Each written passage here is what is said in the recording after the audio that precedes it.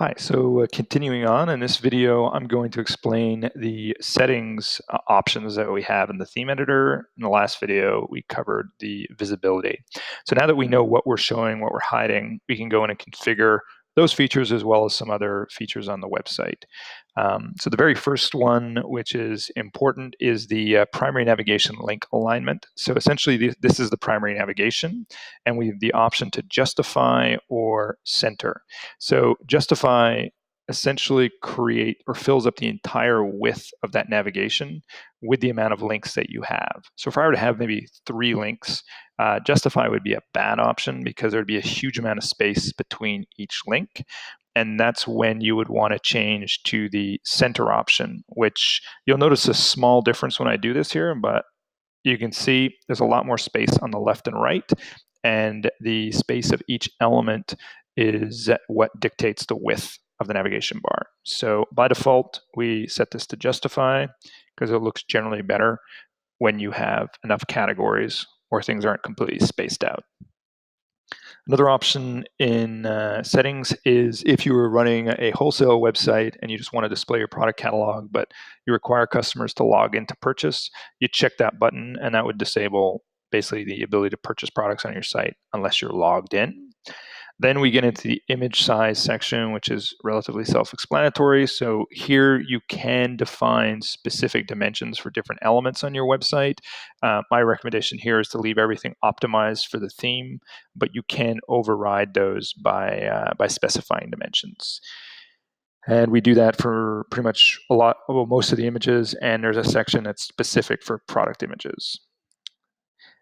After that, the next ability is to decide how many products per page you want displayed. So the 3 pages that list out products are the category page, the search results page, and when you're clicking on a brand to see all the products in that brand, and you can define how many products per page that you want to display, up to 20. On the product page itself, we'll hop over there real quick. You have this one's a bunch of product options. Let me go with something a little simpler. Water bottle. So in this one, the show add to cart pop-up, and this is a feature that only works on the product page. So essentially, if you're on the product grid and you add to cart, it doesn't really matter. You're always going to be brought to the shopping cart. But on the product page, you can, if this setting is turned on, when you click add to cart, you will see a quick add to cart pop-up that says how many items have been added, etc. And you can close out and continue shopping. So this is a feature that can exist on the product page. My recommendation would be to turn it off so the add to cart function is the same throughout the site, no matter where you're clicking the add to cart button.